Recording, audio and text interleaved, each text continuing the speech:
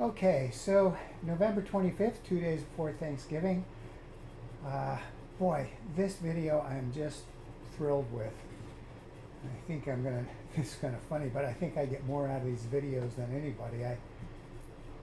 This whole idea, this one's called Spirit of Play, and this whole idea of living in a spirit of play basically will change how one operates in life, but also gives a great recognition of path towards self-realization, consciousness, God, spirit.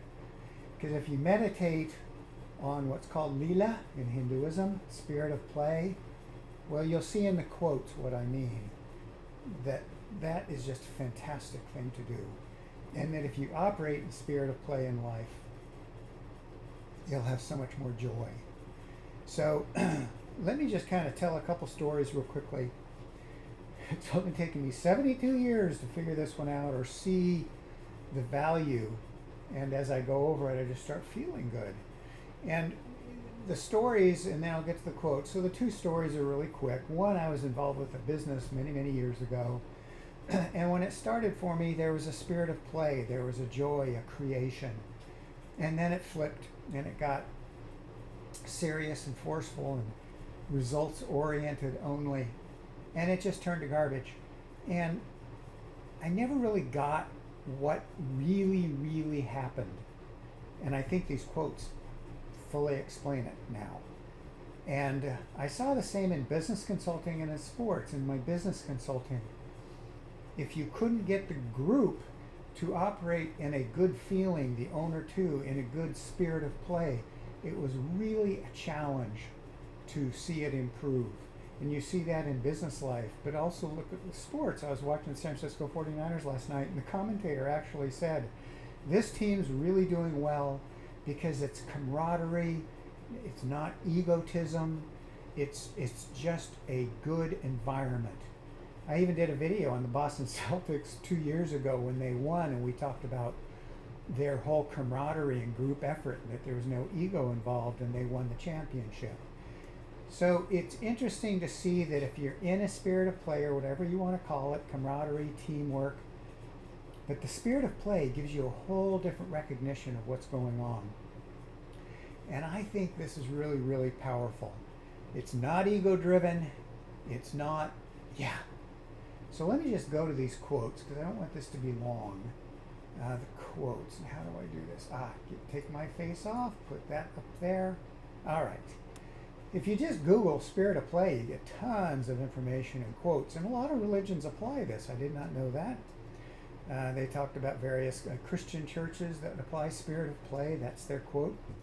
But I'm just going to have this one. The spirit of play is a mindset that emphasizes freedom, joy, and creativity in activities extending beyond mere games to a way of life. And that's one of the things I'm emphasizing here.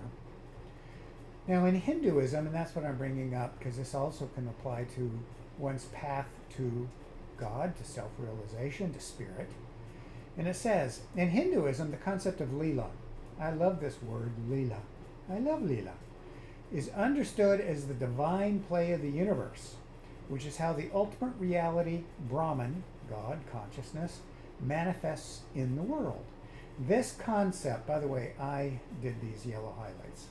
This concept from the school of Vedanta suggests that the cosmos is a spontaneous and blissful creation, a cosmic dance rather than a laborious, results-oriented activity. I'm not going to read beyond that. Just, it's not laborious, results-oriented activity. That's what I emphasize. So the closer we get to that basic truth, that basic Brahman, God, consciousness, the better off we are, the closer we are, and life in general just goes better. Always when these things are closer. And there it is. I think that's a great, great definition. Then later on here, it says blissful creation. Creation is not an act of necessity, but springs from divine bliss, a spontaneous manifestation of God's nature. So the closer we are to joy, creation, the better life goes. This is funny, it says necessity. My last video was on necessity. And I was trying to emphasize in that video that when we had those points of necessity, we kind of flip out of seriousness and we become something else, and our life starts to go better. Maybe this answers why. I think this is really great. It's also why I enjoy doing these videos, because I keep learning. And yeah, no ultimate goal. It's play. It's not bound by an ultimate goal or purpose. You know, yeah. Let me just go down to this quote here, which I accidentally left off. It also answers the question, Lila, or spirit of play, as the why. Lila answers the question, why does the universe exist? With, because it's the divine spontaneous play. Just going to leave it at that. I think that's really, really something. The more we are living Lila, spirit of play, and meditating on that, the closer we are. I'm not saying it's all easy, and I'm sure that there are times when there are challenges in life, and there are times when we have to get more serious. But the closer we are to Lila and spirit of play in our activities in life and on our path to self-realization, to God, to consciousness, the better it is. And that sure makes me feel good. I hope people like this one. So I think that does it. Yeah. So, spirit of play. Woohoo!